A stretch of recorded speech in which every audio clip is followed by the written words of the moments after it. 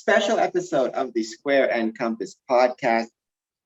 Back down once again, the second time in Colombia, this time with Bruce McLean. He is the owner, operator of BnB Colombia Tours. Owner, operator, founder of BnB Colombia Tours. And absolutely, we got in touch through the Facebook.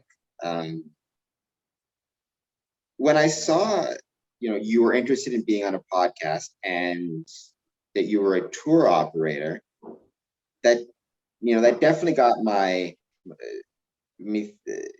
thinking about, one of the most important elements of Freemasonry is the idea of being a traveler.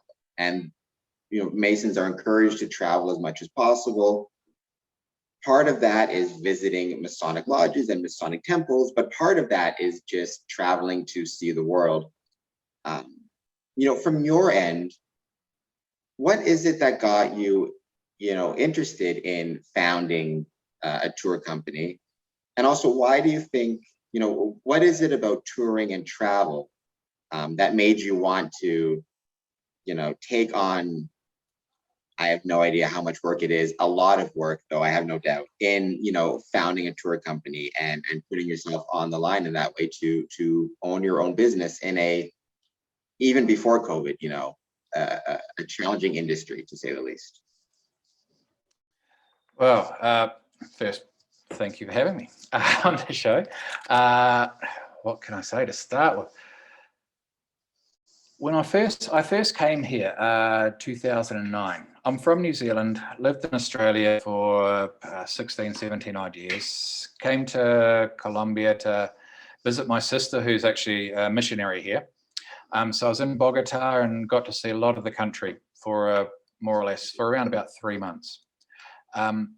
During that time, I just found it was very difficult to find English-speaking guides.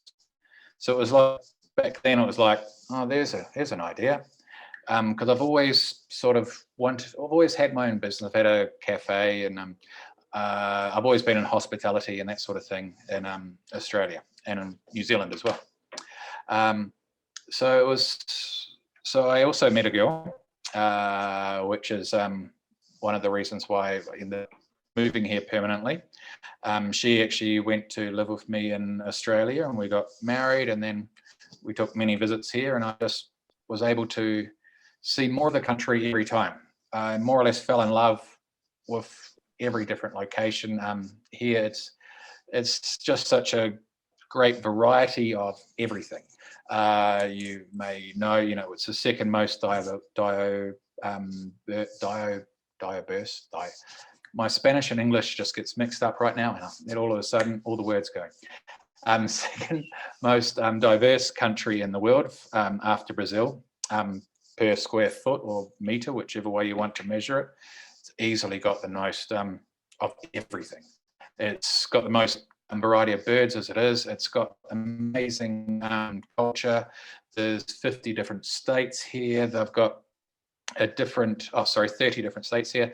They have different culture, different clothing, different food, music, and everyone. So everywhere you go, you can explore something different, something new. It was, it was easy to fall in love with a place like this. It's just so interesting. Where I live, in the coffee zone, it's just a paradise as well.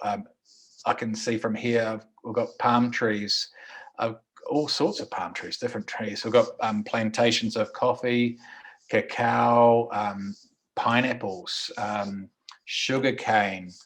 There's just every sort of tropical fruit grows here. For me, it was something, it was kind of like a no-brainer. I loved Australia, beautiful country. New Zealand, amazing. But this is just like a no-brainer with the culture as well. So that's sort of why I got here, and the fact that I just wanted to found that I wanted to share it with everybody. I wanted to get on the phone, do video calls, talk to anybody I knew in New Zealand and Australia, anybody who I knew, and just go for a walk with them just to show them, look, you can see this and see that, or you might see an iguana going along, in your garden, or, some brightly colored, you see birds here that are orange, green, black, blue, like bright colors, as well as the parrots, as well as everything. It's just a beautiful country, and it's something that I just want to share. And knowing that there was just like that space that I felt was lacking was the English speaking side, to be able to provide that service to the vast amount of travelers in the world, who the majority do speak English. So now, we offer, our largest customer base is the US, where obviously most are English speaking. But there's also a number from Europe and other countries which might speak French or German or something else, in which case they nearly all speak English as well. So it was kind of it all sort of, I don't know how else to say it, it all sort of just fell into place. It all just sort of, okay, I came here, I fell in love with the country, met a girl, fell in love with her. I wanted to share the country. What was the next step? Let's move here and let's just start sharing it. And now that's just what I've done. I don't even know what I'd be doing if I wasn't doing this now. It's all what I want to do. What would you say, as a tour operator, as somebody in that industry, what would you describe as the value of travel for an individual? The benefit they get, and not only from travel in general, but to make it more specific, the value of traveling to South America, particularly Colombia, the value to the individual of getting a chance to travel and to be somewhere like perhaps Colombia, where perhaps not many people get to travel to, especially over the last 18 months. You learn. That's what I think is the greatest thing about living, really, is learning something more. There's more to the world than just where your neighborhood, your town, your city. There's more than just that state. There's so much to learn from interacting with other people in other locations, whether it is, even if it isn't a different country, if it's just in another state, to learn about how the mountains and the clouds interact, how the clouds will drop their rain in order with the wind to blow them over the mountains, to lighten up, to get over the mountains. So if you're here and you can see the crops or the sugar cane, and you can find and learn the whole process of making panela. Colombia is like the second largest producer of panela, which is I suppose you could say it's unrefined sort of sugar. And that's something that goes on, it's 14 months of a year. It takes 14 months of a year. It's 14 months is the time from it's planted until it's into panela. So it's a year-long thing. It's done here with artisans that have done the same sort of trade and same sort of using the same methods that are, I think, around 300, 400 years, 400 is 1500s is when they started making panela. So it's 400, hang on, what century in now? Yeah, over 400 years. They've been making this. For me, learning is the greatest part of traveling, understanding culture, trying new foods, listening to new music, sharing, and obviously sharing what you have with other people at the same time. I think it's the greatest thing you can do is to share and learn, and I think that's the whole point to life. Now, so we're recording this on today's Monday. 3 days from now, I'm very happy to say I am booked in for shot number 2 of the vaccine. vaccinated up. Obviously, every industry, but I think it's fair to say, no industry, perhaps more than the tourism industry, has been, severely affected by COVID-19, by the health restrictions, travel restrictions put in place. But now that our vaccination, at least in Canada and the States, which is where a lot of my audience comes from, vaccination rates are rising. There was just a news report today that, vaccinated Canadians no longer need to quarantine when returning from travel. We no longer have to, book hotel rooms and then stay, the government approved hotels, things like that. So on your end in Colombia, as the owner operator of BnB Colombia Tours, are you finding that you're getting back into regular tours for somebody who is fully vaccinated or will be fully vaccinated shortly?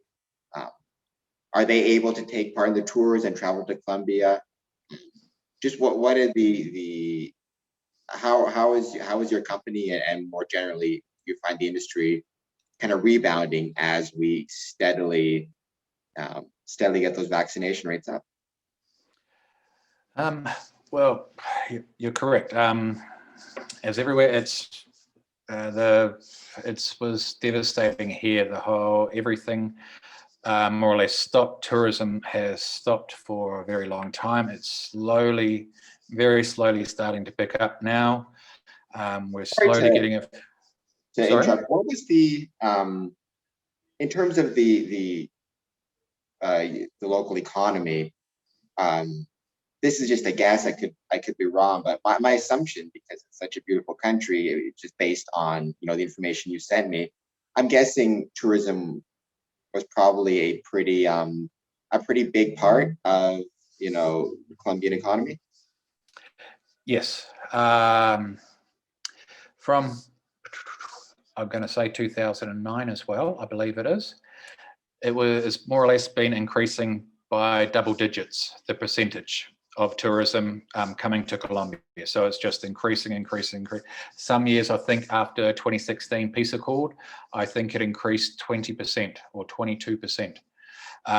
As far as the percentage of the economy, I think it's close to around 8. It's either between 7 and 8%.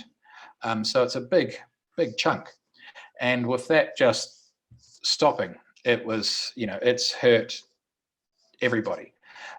Everybody who, from the hotels, the guides, the drivers, the transport, people selling gasoline, everything, as well as the government as well, because they're not receiving the taxes.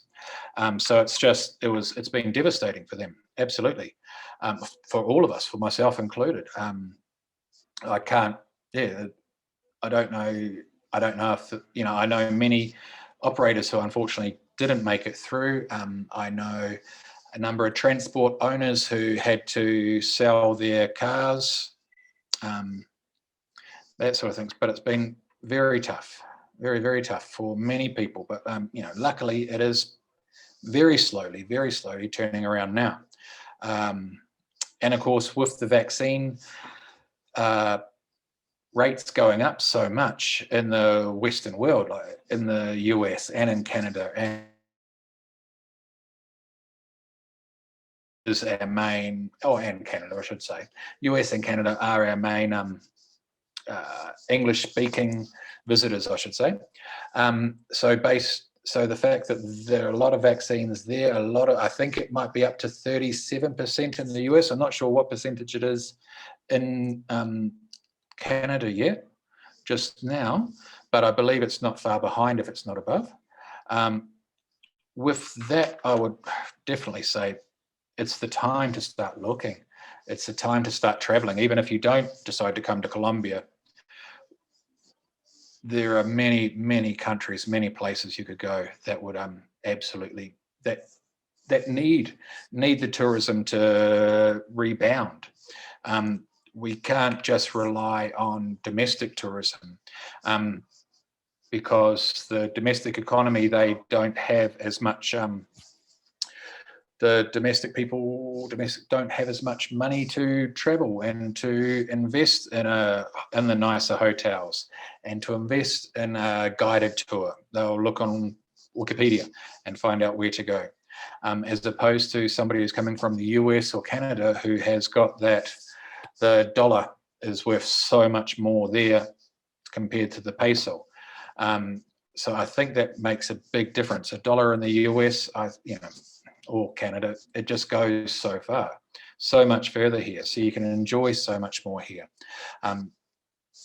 There's a lot of freedom now. You don't even need to have a COVID test before coming on a flight now to come to Colombia. That was a recent change. So anybody can just arrive. There's no quarantine here. We strongly recommend people have the vaccine before coming, because the last thing you want to do is spend your vacation in a hospital, which isn't in your home. So you really don't want to come to another country where you may catch COVID. And so in which case we strongly recommend people having the vaccine before coming. But once here, the Amazon is open, the Caribbean is open. There are some places that have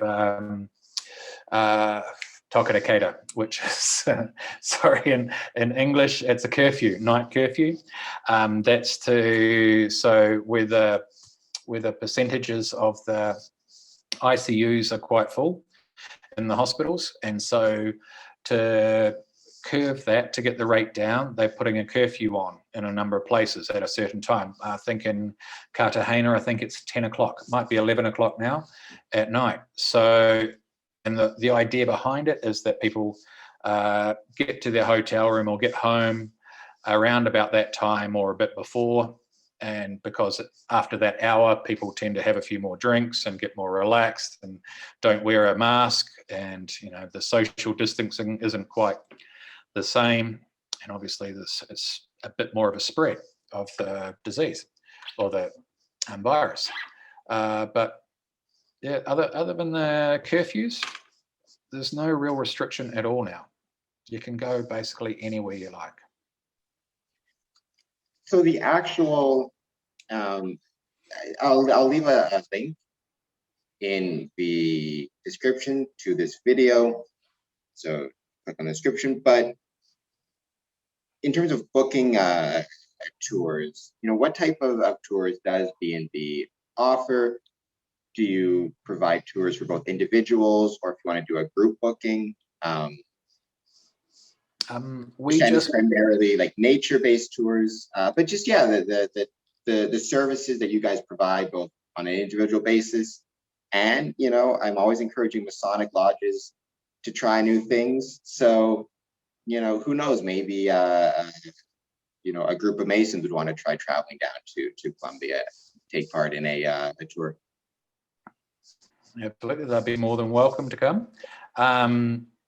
We specialize in private tours. We think this is going to be we're glad that we were doing this before, especially with onset of COVID.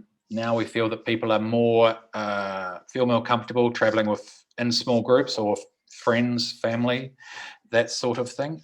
So we do specialize in small tours. Can be one person, or it can, add generally 1 to 10 people. But having said that, I've recently got an inquiry for, I think it was 16 or 18 people to be determined for a bit of a tour in different locations around the country. So we have, we have the logistics. We know I have the transport. So whether it be a small car for 4 people or a van for 12 or a bus for 40, we have that. I have that in all different locations throughout the country. We have the guides all throughout the country. Obviously, there are hotels and accommodation anywhere. So it doesn't actually matter how large the group may be. We can accommodate them. We do specialize in the smaller groups. It's generally the smaller groups that come here, generally families or just a couple. And for that, yes, it is a vast majority is nature, but we do a lot of culture. We do, there are 400-year-old towns, people walk on cobblestone streets. with beautiful old churches, stone or wooden fences, huge wooden doors. You know, it's all the colonial style, many different varieties. There's so much beauty in the cities as well that it's something you want to see. You want to go to those cities, but you also want to get into the countryside and see the beauty that's here. You want to get to the Caribbean, on the beaches, depending on what time of year you're coming. You might be able to see the leatherback turtles coming in and laying their eggs at night. If you get the timing right, there'll be other baby shout, there'll be other eggs cracking open, and you know, little baby turtles scurrying down to the beach or scurrying down to the ocean in the morning. It's all about sort of the timing, or if you want to go to whale watching, or you want to check out 12,000-year-old rock paintings. We have that. You can swim with dolphins, pink dolphins, you know, in their natural habitat. There's monkeys, all sorts of monkeys, indigenous cultures. There's just so much that we can offer here, as well as the culture that basically every city provides. And of course, Cali with the salsa capital of the world. It's, you know, if you want to learn salsa, we actually provide salsa classes in every city now, because everybody wants to come to Colombia and learn how to salsa correctly. You know, not just how others may do it. To what extent are your tours pre-planned, or when somebody's at the booking stage, are they able to talk with you about maybe their particular interests? So, you know, if you had, for example, a Masonic lodge booking your tour, their interests may be, they may just be there for fun and fellowship and brotherhood. Their interest may be more in the architectural side of things, seeing some of those older villages you mentioned, and some of that, whether it's a Masonic temple or not. The Mason is worth his salt. He should be interested in architecture of any type, especially older, you know, older villages. So I guess, you know, is there an opportunity for groups to discuss with Columbia Tours, you know, what they're specifically interested in, whether it be more the architectural, historical, nature, water, kind of, and working to kind of tailor a tour to their interests? Absolutely. You're more or less saying exactly what we do. We have, I think it's 20 different package tours, which we just more or less display and show. These are options, but every single one is customizable. Every single one we can add more tours to it, change what's in there. Everything is exactly catered just for what the clients are actually looking for. In the initial part, when people actually contact us, we encourage them to fill out our free to quote form, which gives them options of different areas and a general description of what may be in each area. So they have an idea of, you know, if they want to go to the Amazon and, you know, go fishing for piranhas, or if they want to go hiking through mountains, or if they want to go through Barichara, which is the most beautiful town in Colombia, just hands down. It's just amazing views. It's right next to the Chicamocha Canyon, which is the second largest after the Grand Canyon in the US. There's so much that they can choose from, and depending exactly on what they're looking for, we offer and cater and customize the package to them. The only seems to be the biggest restriction is the length of time that people have. That's always sense, because there is so much to see here. Everybody finds such a big variety of different things to go and see and enjoy, and experiences that they can't see it all and do it all in one visit. And that's the only problem we ever have, is that we can always cater to everybody's interest. It's just a matter of being able to fit it all in the 2 or 3 weeks that they may have available for this particular trip. Well, that's why they can always come back next year, right? And book a second tour. They can't get it all in the Abs- first one. Absolutely. I think that's a great idea. They should always come back. And then also in terms of customization or accommodation, um, I myself use a wheelchair, but bring it back to the Masonic Lodge idea, or just any group. We do have a lot of older members who maybe use walkers or are mobility impaired, and just your work with individuals who may have some type of mobility impairment or disability, whether it just be a matter of older age or whatever it is. Again, is that just something you discuss at the start when you're booking the tour and figure out what how best to make the tour work for the entire group, whether they be whatever impairments or not impairments or anything like that they may be facing? Absolutely. That is one of the questions that we have near the start. Any dietary requirements, any physical abilities or disabilities, or anything you can or can't do. I'd say that in reality, a good 80% of our clientele, BnB Colombia tours, are over the age of 60. So we often have, these people can't walk on uneven surfaces for a long period of time, it has to be very short, or these people, this particular person in this group, they can't walk at all. They have to be more or less driven from place to place, not necessarily driven from place to place and using their walkers from there. But that is something we always have to allow for. We always have to be able to adjust the tour. Not every tour you can do that sort of thing.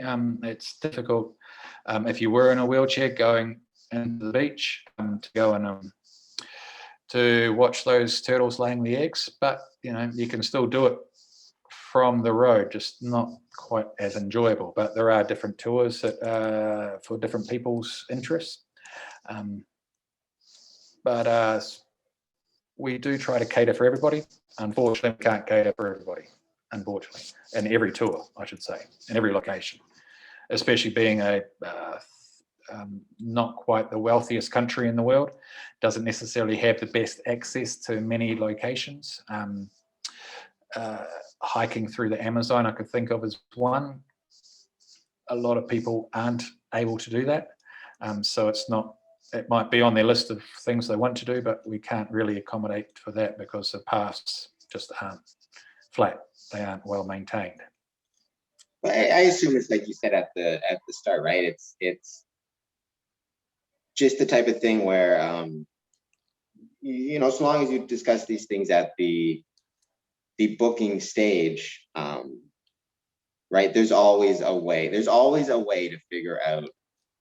At least I've always found, right? There's always a way to figure out, okay, what is wanted, and then how can it be achieved. And it might not be, it's done exactly the same way as with the regular tour necessarily, but so long as you're aware of those things, right? It's always possible to find a workaround. It's just a matter of discussing it up front as opposed to showing up on the day of. And not to mention those, but I'm sure, like I said, and that can be one of the things, right? A lot of people, and that would be one concern. I would think a lot of people maybe would like to travel to Colombia, but if they're older, if they're mobility impaired, they may be concerned. It might not be the most accessible country, that type of thing. But I'm sure it's just a matter of a little bit more planning. But the things that are there, the pictures that I've seen from your website, it seems like it's well worth a little bit of extra planning to get the chance to travel to such a cool historical country. It is. It's a beautiful place. And although there are many things that some people won't be able to do, there's a grand opportunity to do most things. There are roads, so we can do transport. There are planes to get you from one place to the other. We can do that. We we have provided, helicopter rides for people who, there's this beautiful giant rock called Guatape, which is a couple of hours from Medellin. And we have some people who are, elderly couple that, they could drive there but can't climb up the 700 odd steps to get to the top. But there's a helicopter flight there, which is just a tourist flight, just goes for 20 minutes around, and it's a beautiful area. And so they were able to experience something that most people who are walking up couldn't do. So there's definitely, we can always organize something, always. So let's go back to the, I guess, the more philosophical side of this. You did mention at the start, right, that the value of travel is learning. And for an organization such as the Freemasons, which has always put such emphasis on, since it dates itself to 1717, though it probably is really in the 16th century is when it started. But since its founding, it has always emphasized the idea of travel and really encourages members to travel. And it's always been my advice to, a new Mason is to get the most of your Masonic career, right? You need to travel as much as you can, and that can mean something as simple as, in Windsor, we have 7 Masonic lodges, so 7 groups of Masons that meet at one Masonic temple. So in that case, traveling is just, if your lodge meets on Thursday, you go to your Thursday meeting, but then you also go to your Friday meeting to a different lodge. It's the same building, it's just a different day of the week. That's an example of travel. But obviously, travel can also mean traveling to a different city, different province. It can mean traveling to a different country, just across border to the States, or a different continent, right? Well, as somebody who, makes their living through the tourism industry, just why do you think, from a Masonic perspective or otherwise, what is it about that learning experience of travel that's so valuable and so important? What is it, like why, and especially now with people having been kind of stuck at home more or less, or not being able to travel for so long, like what does it mean to lose out on those learning opportunities, and what does it mean that now those learning opportunities are coming back, and Mason, non-Mason, whoever it is, can travel again and can take advantage of groups such as BnB Colombia tours? What does it mean to lose out on that? It's very difficult to, from my point of view, I have found it very difficult not to be able to travel around Colombia. I know so many places, but I still want to see so much more. For me, I could only imagine. I know some people who I've been talking to are going to be coming over in the next couple of months, have been just going crazy at home. They're actually from Canada too, and they said they are just crazy, and more or less, if they don't get out and start traveling and go somewhere different, they're going to kill each other. They just can't just go work home. They need to get some inspiration for their life. They need to feel alive. I don't know if it's like an addiction in that way, that you just want to experience more, you want to learn more. So I guess for that way, what you're losing is, I'm not saying you're losing time, because you've generally got the time to go later, but it's so much out there to experience, I keep thinking the same words. It's just there's things to learn. I'm sorry? You brought up the idea of time, but yeah, not to get morbid, I suppose, but you never really do know how much time you have, right? And that's not to say, I'm not knocking any health restrictions. Like, they're there for a reason, and I understand, the importance of keeping people safe. But as these travel restrictions ease, it's easy to put something off till next month and next month and next month. But the truth is, if you don't find a way to make the time for some of these things like travel, it can be very easy to keep putting it off to the point that perhaps it never gets done because we never really know for sure how much time we have. So if you have an opportunity to travel, grab it. I wonder if that's in the shitstorm that is COVID, if that's the one benefit to it is, I think a lot of people had this idea before COVID that, I can always do it next month, right? I can always travel next month. I can always visit my Masonic lodge next month if I haven't done it for a while. And then, March of 2020, things get shut down and it's like, actually, you can't travel next month and you don't know when you'll be able to again. So maybe it'll let people be a little more grateful for opportunities they do have and take advantage of those opportunities and not put them off. I think that is true. I think people will take that bit of extra time as well. It won't just be the 2 weeks that they had scheduled. That, okay, we're going to go for a 2-week holiday. It's going to be stretched out for 3 weeks this time, or it won't just be the one time they're going overseas this year. They're going to go twice. It is what you said. It's take that opportunity, grab it with both hands, get out there, experience it. You'll love it. It's my worst vacations are still better than not going. It's the case.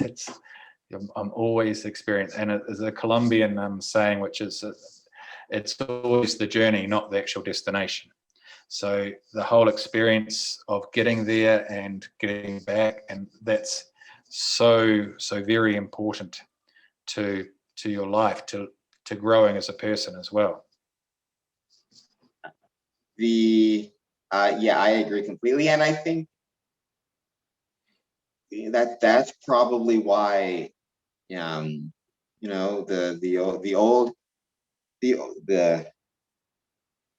those Masons in the 16th century or 17th or whenever this whole thing got started, right? I think that they recognize that too. It's probably one of the reasons why the emphasis was placed so much on travel and has continued through, right? It's just recognition that traveling will make a more well-rounded person, and by extension, a more well-rounded Mason taking the time to travel. So it's something they probably recognized, and it's why it's been such a major component of Freemasonry for 300 some years, at least.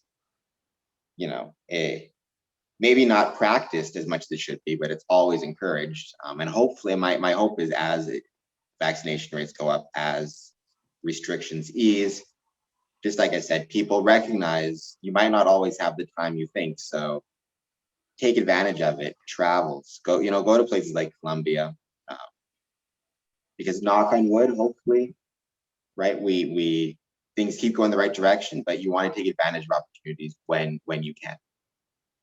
Absolutely. They may not be there next year. You're right. There may be, unfortunately, another virus. There might be a COVID 2022. We don't know what's going to happen next. So absolutely, if you can get that time off work, I always put a bit of faith in what I know. I'm a positive thinker anyway, and I'm not concerned if my bank balance is getting down, because I know I'm always going to get more.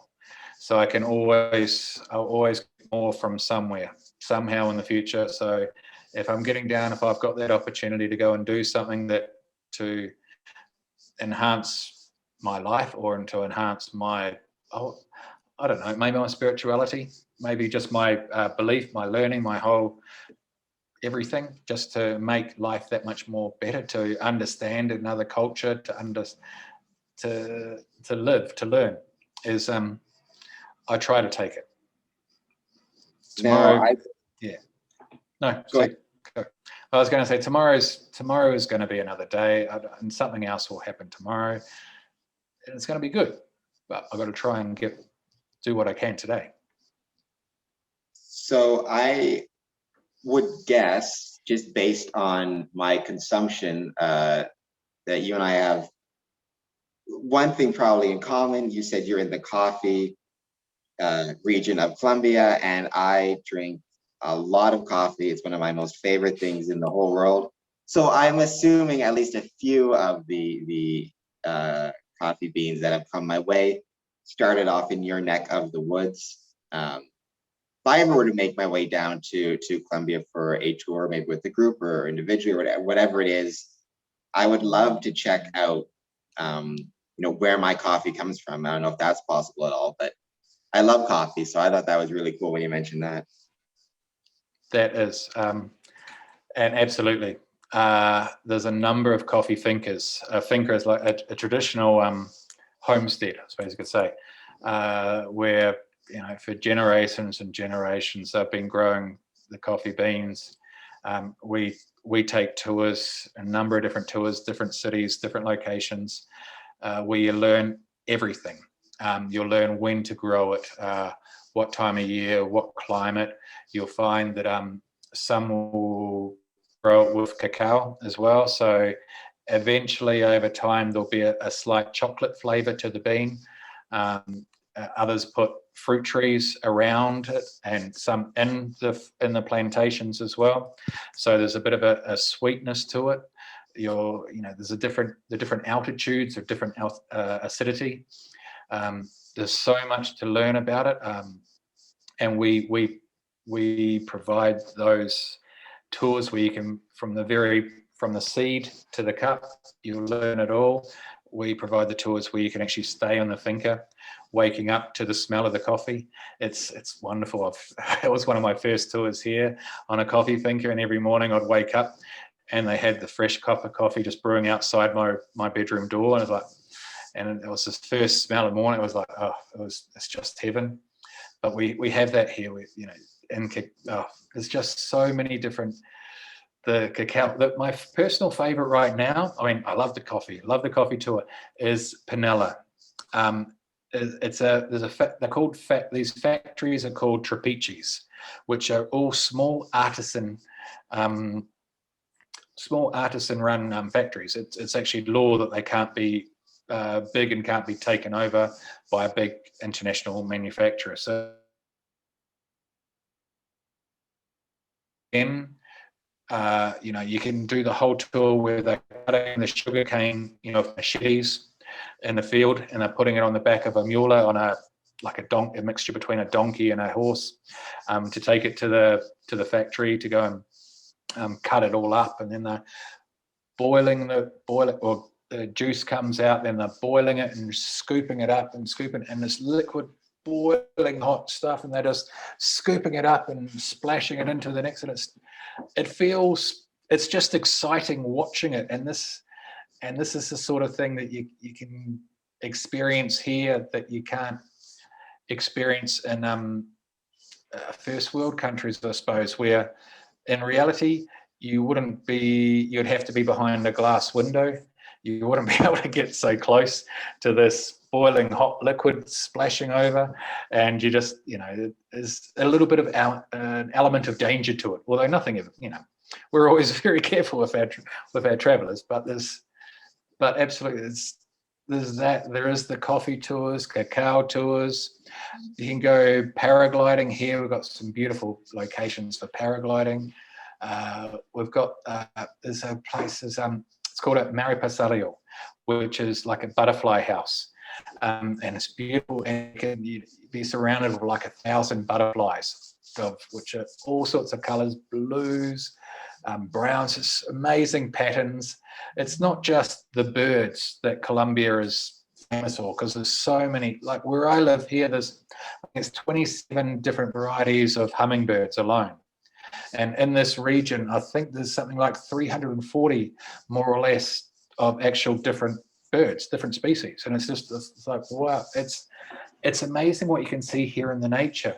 And the culture, the amazing churches, just walking through those churches, those cobblestone streets, you can see lamps that, you know, were lit, you know, 400 years ago, where, you know, they still work now. There's things like that. Or if you wanted to get into and interested in the indigenous side, and then there's so many different communities in different areas which are so very different. Their clothing, how they weave. Some are experts in jewelry, some are experts in clothing, some are baskets, others are fishermen. You know, there are some who, you know, are herdsmen with goats in La Guajira up north, and they live in just desert. It's just an amazing, amazing country. And there's so many tours to do just everywhere. I just, you know, I tend to get a bit excited sometimes when I start talking, and then it all gets too much, and then, oh no, I've got this as well. But no, there is so much to do here in the Pacific coast. Whale watching, there's beautiful jungles, natural thermal pools where you see just this, and you can, you know, relax in these beautiful waters, watching, you know, the just life go by. There's mud volcanoes where you can take a bath in mud, and, you know, you can lie in this and you're like suspended. So it's weird, unique, just things that you can't experience anywhere else. We've got it here. And yeah, but absolutely, if you want to come and just do a coffee tour, no worries, but we can give you so much more as well. So I mentioned before, you know, I'll leave the link for your website in the description, but just throw it out there too. You know, if people want to get in touch with you to book a tour, whether it's group, individual, coffee tour, vanilla tour, whatever it might be, or some combination thereof, whale watching, you know, just what's your contact info and how do they get in touch with you? Okay, easiest way, email me, info@bnbcolombia.com. That's a very easiest email. I've also got a couple of phone numbers, one here, one in the US. They can also get hold of me on those. All the contact information is on the website. And yeah, we just go from there. Easiest thing would probably be to have a look at get a free quote page, have a look at the basic ideas of what's there, let us know what you're interested in. We actually provide videos of basic tours that we've done in different regions, so you get an idea of what is in the coffee zone, an idea of what's in the Caribbean, what's in the Pacific coast, what's Bogota, all these sorts of things, what you can do there. So we'll be sending videos to you, and there we just sketch all your interests and create a free itinerary for you. Whether you come with us or choose to use that itinerary for yourself, it's still going to be yours. That is very cool. Yeah, that's a great service we should mention too, right? The itinerary portion of it, just because, and even, you know, as you were talking, there's so much, it sounds like there's so much to do in Colombia, that, you know, having somebody who can help you create a plan of actually what you want to do, so you don't find yourself, you know, overwhelmed to the point of you just sit in your hotel room, but actually being able to talk to somebody, talk to a company that actually has experience and knows how to plan things out and how to make the most of your time in Colombia. That's a pretty valuable service as well, because I think we've all at some point or another traveled without a plan and then found ourselves not quite sure what to do because there's so many choices. Absolutely, that is true. And realistically, you know, our packages, they're all customizable. They're customizable before you get on your trip. We often actually find that people like to change them during the trip as well. And we try to move things around, swap days here and there. There are some things we can't, you know, for example, if the flight's been booked for this particular day, then we can't, you know, can't move that, or we can if they'd like to book a different flight, but we can change things during the tour as well. We actually create like a WhatsApp group specific for each package tour that we sell for each travelers, each group of travelers, in which case the person who created the package tour and at least one other member of our team will be in that WhatsApp group along with the travelers. Often the guide is there and the transport is there as well. So if they have any questions about the following day or what to do this night, or can we change this or that, there's going to be somebody available very quickly to answer that and just go and say, hey, this is what you can do.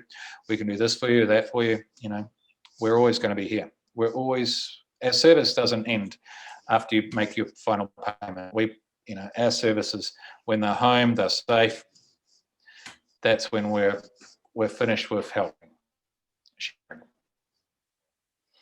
Perfect. With that, I will remind everybody, as I always forget to do, subscribe, comment, like, give me money on Patreon, all the stuff that you can do to support the podcast. Check out the description and check out Colombia Tour's website.